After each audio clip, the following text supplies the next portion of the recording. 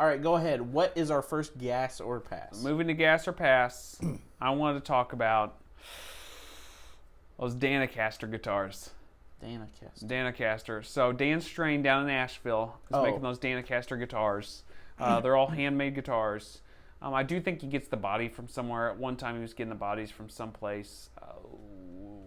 It was reported he was getting them from someplace anyway. Maybe he wasn't. But anyway, so he shoots them all with nitro. He paints them all. He's kind of the guy people go to for like refinishing work right now in Nashville.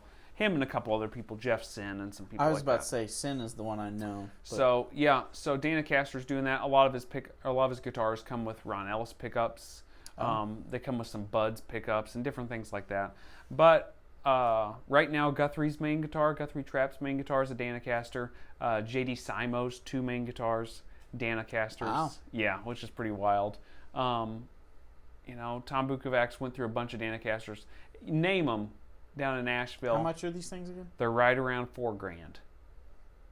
So it's custom shop money. Yeah. Custom shop money. He was selling them direct for a while. He would pop them up on Instagram, and like the first person to get it would buy it. Okay. So it is or is not a parts guitar? It is. I do not believe it's a parts guitar. Because Ron Ellis pickups, he's buying the body. It kind of sounds like it. Yeah, it does kind of sound like it, but he's certainly like tweaking them and making them right. And now he's not taking any special orders. So he's like fitting the neck to the body to be just right. If he doesn't like it, he'll swap it out. Switch.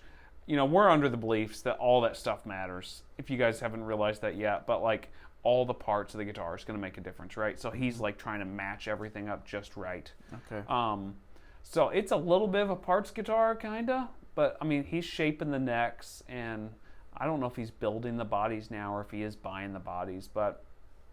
What's your opinion on these Danocaster guitars? I know you've looked into them just enough to be dangerous at this point. Is it gas or pass for you? So I've got limited experience with parts guitars. Mm-hmm. I've played Nash guitars. Yep. They've been okay. I think they're like, for the price point, I think they are pretty good. Me too. For the price point, they're hard to beat. Have I ever been blown away with a Nash guitar? Me personally, I haven't, but maybe I haven't played a good one. I've only played like 3. So I really shouldn't judge it. I've played more than that. I've probably played in the ballpark of like 8 of them now. And I kind of have the same beliefs as what you're thinking. I've not played any that's blown me away. I've played many that are very good. And I've played many that are just kind of like... Meh. And honestly, I feel like every time I've played one, I'm like, man, this sounds good, but it just doesn't feel great in my hands. Yeah. So that's been a lot of it. So I wasn't necessarily inspired when I was playing it. Now I've played K-Line. Yeah. K-Line guitars. Yeah. They are, in my opinion, just as good as Fender Custom Shop. Yeah, those K-Line guitars they're making right now are great. So that guy that makes them is in St. Louis, and he makes everything. Right. He's winding pickups now. He makes the little plates and jacks. He makes everything. Right. Killer guitars. Yeah. I think Danocaster and him are probably pretty close in the same ballpark. And that's kind of where I was getting at is if Danocaster is like K-Line, then I'd be interested in it. I still can't help it when I look at a headstock. I want it to say Fender. Yeah. And that's just me trying to deal with my own insecurities, I guess. I don't know. But that's one thing I struggle with. But I already have a Tele and a Strat that say Fender on it. Right. So I think at this point, if it plays phenomenally and sounds great, I'd jump on that train. Yeah. I'm very interested in it. It's a gas for me. I'll go ahead and let that out of the bag. It's a gas for me. I want to go check one out and go play one. They're kind of hard to get a hold of without just buying one. There is 2 retailers that have them now.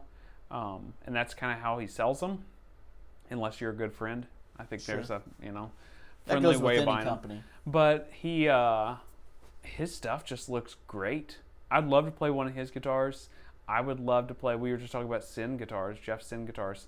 I'd love to play one of his Strats. We'll never get the chance to play that. We will. I don't know. He's still shipping them out, man.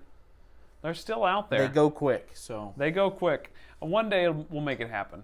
That'd be cool. One day it'll make it happen. So is it a gas or pass for you, I guess, is a question. I think it's a gas. I would one of those things. I'd have to play it because I'm cheap. It's in the middle of the road. Yeah, and one of those things, I would still look at the headstock, but if it truly blew my socks off, it's a guess. Yeah, it's a guess.